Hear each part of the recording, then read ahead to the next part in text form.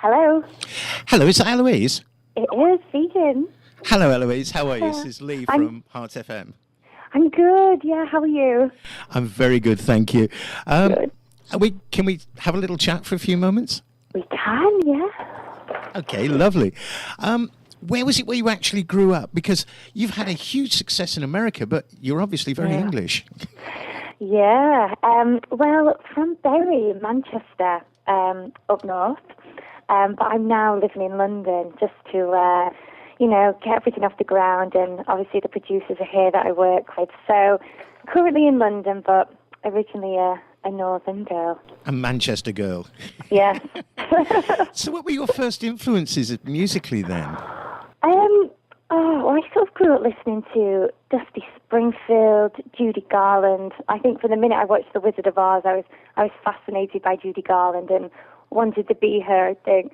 But I just loved Diana Ross, the real classic, iconic divas, Shirley Bassey, and they were the people, I was always inspired by. And I think the reason the music is now emerging into, a very Barbra Streisand, Shirley Bassey-esque soundtrack. So they've always been huge icons to me. And yeah, I'm just trying to follow in their footsteps if that's at all possible.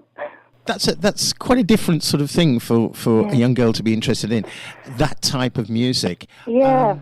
Did you find it sort of, your friends were sort of going, what?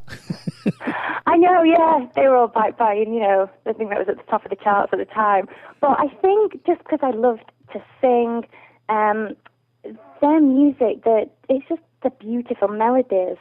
And that was what always drew me, just the classic, beautiful melody and the big voice, songs that were all about the voice and just the soaring melodies. And that's, as a singer, what I love to sing.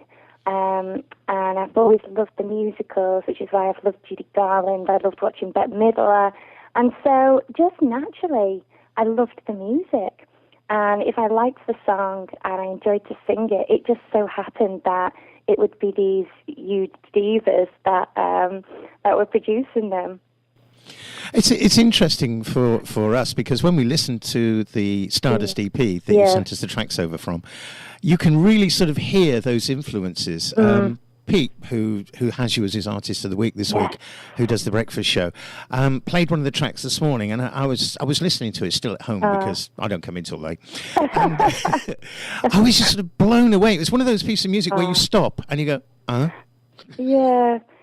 Oh, that's so nice. Thanks for saying that. Well, that's what I wanted to achieve with these. I wanted it to be a return to melody, all about the voice, and try and create that beautiful soundtrack that, the likes of Barbra Streisand and Shirley Bassey would do, and just try and bring back, really, that classic pop that I think has got a little bit lost nowadays. And so I've just...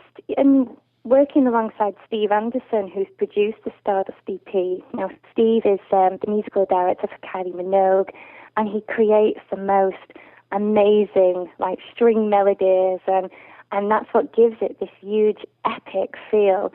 And I think with the voice, I've just put, my heart and soul into it, and all the emotion, I think, comes through on the music, and the big voice comes out. So I'm really glad you liked it. Now, working alongside Steve Anderson and also Terry Ronald, who's from Girls Aloud and Saturdays, he's worked with them. Must be fantastic for you. What's it like with these guys? I mean, they've had some experience in the business. I know.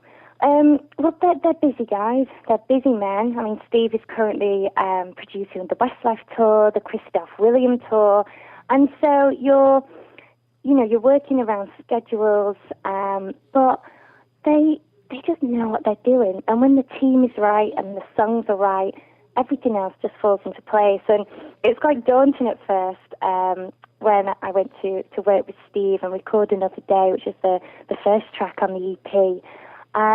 But he's just a very genuine, lovely guy, knows what he's doing, completely got my voice, and it just clicked. And I think it's very rare that a producer understands an artist or has so much belief in them to stick with them from the start, and that's what he's done.